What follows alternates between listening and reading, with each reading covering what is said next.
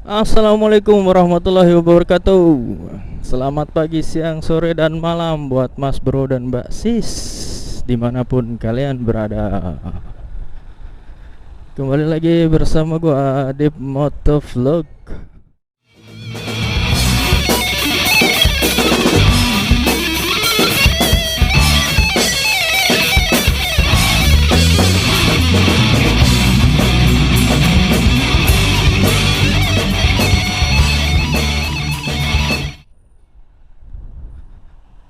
Aduh, hari ini gua lagi sebel-sebel di bulan puasa.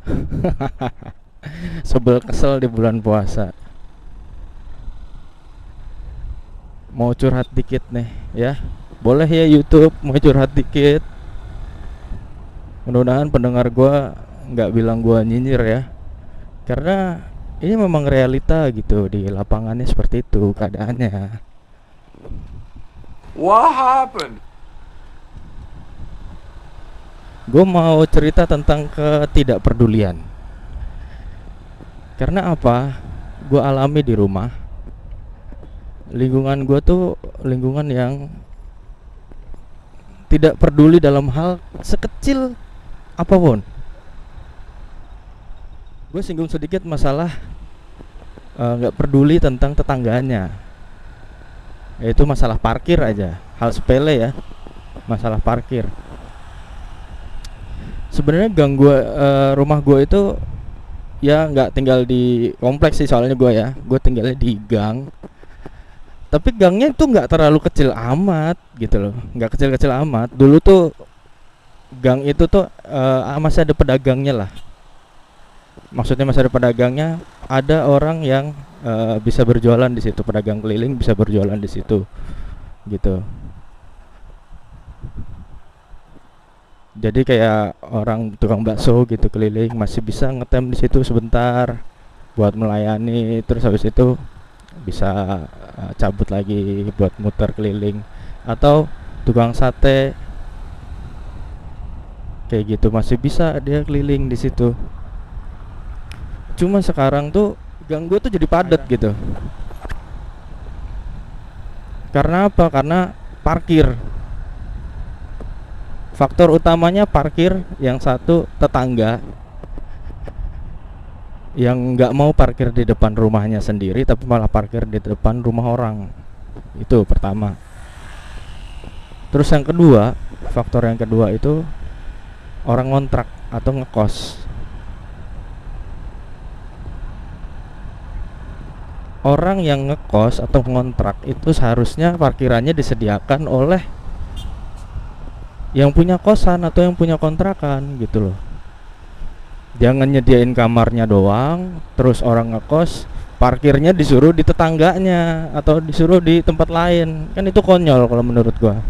Padahal tempat gua juga ada parkiran RT gitu ada. Tapi tuh nggak ada yang mau parkir di situ.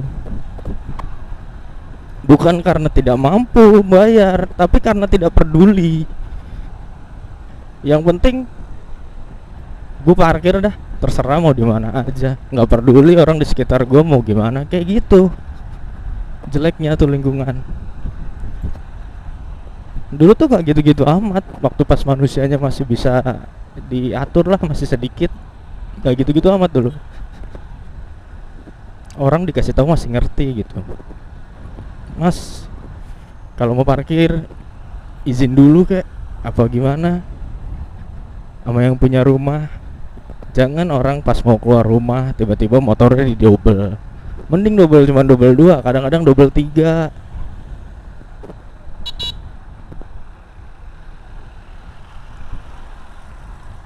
Orang mau keluar susah. Belum lagi dikunci stang. Masih geser-geser dulu. Emangnya gue tukang parkir apa? Anjir. Ini Gojek mau ngapa sih kanan kiri kanan kiri?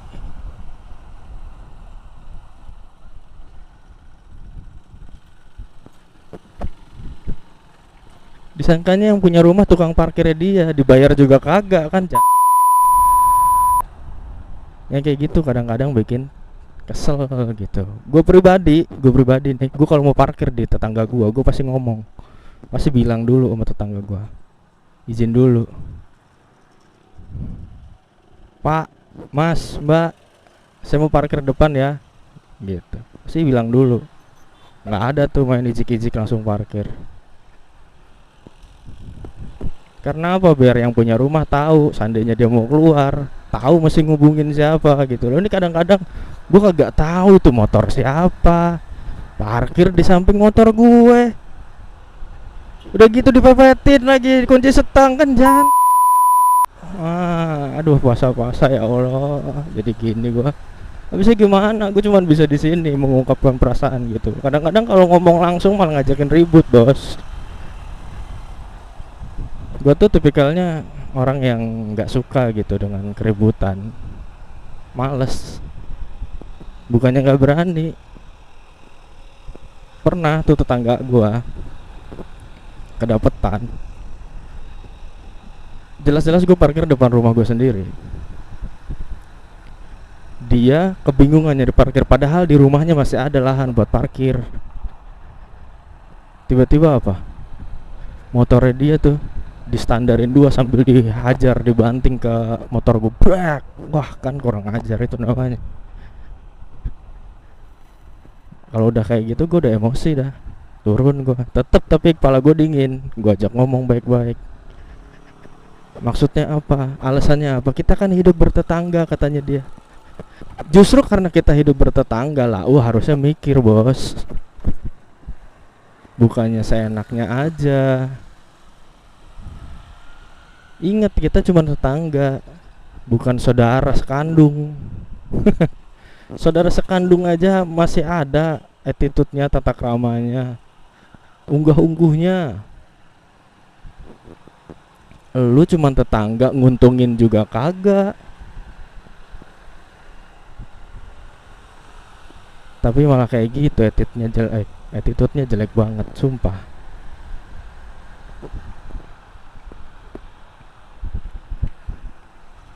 Akhirnya ujung-ujungnya apa? Gua ajak udah ke kantor ini, RT, ke pos ronda. Selesaiin di situ rame-rame.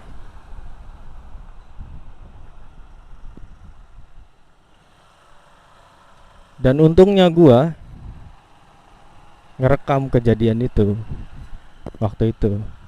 Tapi sekarang rekamannya udah gua hapus. Sebenarnya udah nggak mau lah gue inget-ingetin yang kayak gitu. Tapi masih ada aja loh yang kayak gitu. Masih ada aja tetangga yang tidak tahu diri. Mungkin apa kalian punya tetangga yang kayak gitu? Kalau ada, ayolah kita sama-sama curhat di bawah kolom komentar.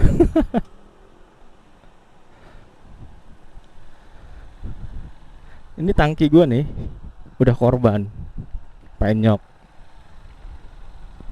sebelah kanan. Bukan karena gue jatuh, karena anak tetangga gue main di atas motor gue, dinaikin, diinjot-injot. Terus temen-temennya yang lain narik-narik dia, akhirnya jatuh tuh motor,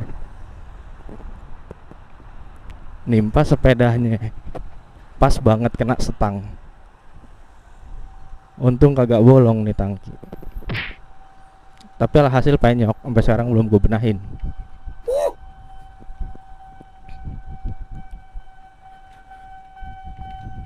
Itu pun nggak ada itikat baik untuk minta maaf tuh, nggak ada. Orang tuanya gitu datang ke rumah gue, Mas, maaf anak saya tadi gini. Nggak ada yang kayak gitu di rumah gue tuh. Tetangga gue nggak ada yang kayak gitu. Yang ada cabut. Tadinya rame tuh di depan rumah gue karena banyak anak kecil main. Terus jatuh motor gue, bruk. Didiriin juga kagak, ditinggal. Terus tiba-tiba jangan gue jadi sepi, ibu-ibunya pada masuk semua, padahal tadinya pada di luar pada ngobrol. Coba bayangkan, coba kau bayangkan. Tuh ya kan, jadi nyanyi gua. Coba lu bayangin kayak gitu.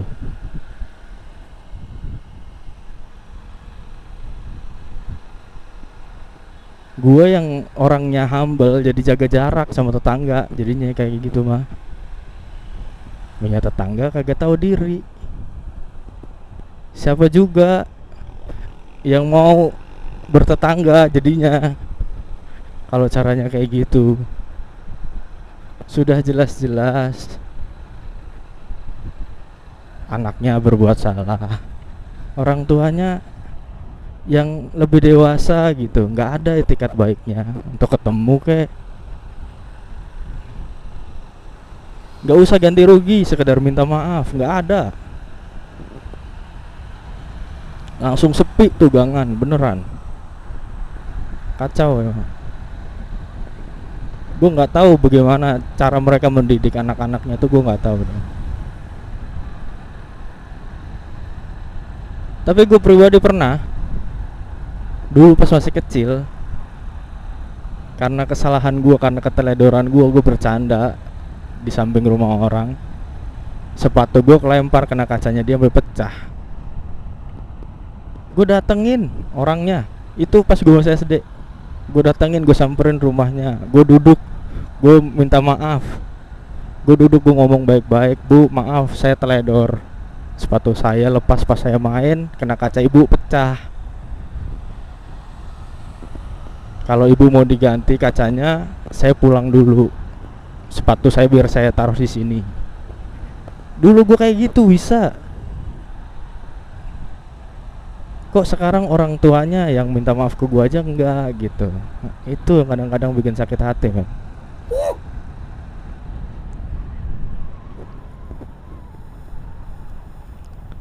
Jujur, setiap mereka berbuat kesalahan tuh kadang-kadang hati gue udah gak ngomong, ya udah sih maafin aja, ikhlasin aja. Ya gue ikhlasin, tapi kadang-kadang keulang lagi berkali-kali.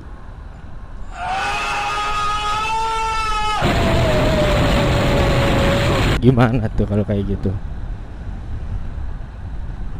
Coba buat yang nonton video gua kali ini, kasih penjelasan gua harus bagaimana coba sebagai tetangga yang baik.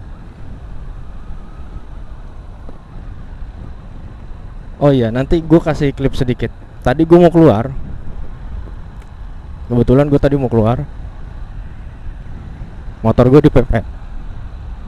Itu apa namanya, ini nih, handle rem nempel ke tangki. Gimana coba? Dasar monyet bau, kadal bintit, muka gepeng, kecoa bunting, babi ngepet, dinosaurus. Pusing-pusing gak tuh? Mungkin di sini teman-teman ada nggak yang punya tetangga kayak gua? Atau mungkin lebih parah lagi? Mudah-mudahan sih enggak ya. Mudah-mudahan punya tetangga nggak lebih parah dari gua dah. Kesian. Punya Banda di luar tuh nggak pernah bagus, selalu rusak. Abrak gua apapun yang gua taruh di depan rumah selalu rusak, nggak ada yang nggak. Entah itu dipinjem dan dikembalikan tidak bertanggung jawab, atau dimainkan sama anak-anaknya. Ya gitu, bapaknya aja, bapak ibunya aja melakukan hal yang tidak bertanggung jawab, apalagi anak-anaknya. Saya mau mengharap apa dari anak-anaknya kalau bapak ibunya aja tidak mengajarkan yang baik gitu.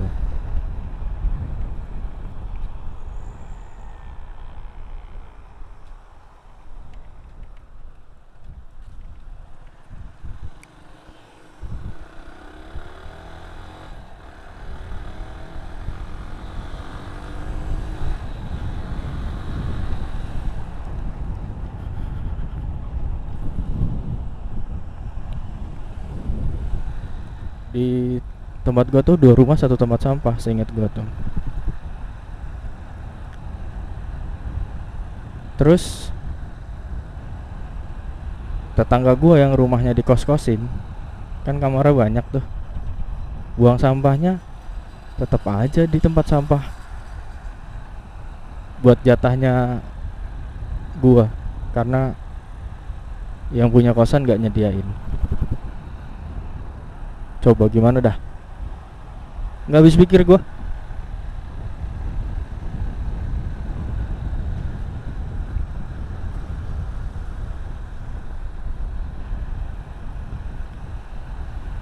Kadang-kadang tuh sampai luber-luber tuh, nggak ada yang peduli buat nyapuin kek, ngerapihin kek, disesekin kek biar sampahnya nggak ke mana-mana, nggak tumpah-tumpah. Kagak ada yang kayak gitu. Biarin aja tuh sampah tumpah gitu, luber. Ntar juga yang punya rumah beresin gitu kali pikirannya, malah kacau. Sering banget tuh gue beresin juga sampah. Gue kayaknya nggak ngerasa punya sampah sebanyak ini, tapi kok sampah gue penuh mulu. Bingung juga kadang-kadang nanggepinnya masih bagaimana dah. Bukannya nggak gue lakuin gitu tindakan persuasif, tapi udah gue lakuin. Tapi nyatanya ya tetap terulang kayak gitu terus. Aduh, maaf banget nih buat Mas Bro dan Mbak Sis, hari ini dengerin emosi gue doang di bulan puasa lagi. Ya Allah, maafin ya Allah. Ya udah kalau gitu, sampai jumpa di vlog selanjutnya. Jangan lupa komen, like, and subscribe. Tuh, tekan tombol loncengnya ya, biar saya bisa curhat di sini lagi gitu. Biar saya senang curhat di sini. Dikomenin, bener-bener, gue pengen tahu tetangga kalian kayak gitu juga enggak. Kalau memang ada yang tetangganya enggak kayak gitu, mungkin bisa share, dijual lingkungannya. Kalau ada yang dijual rumahnya, siapa tahu gue pengen beli. Oke, terima kasih. Sampai jumpa di vlog selanjutnya. Bye bye.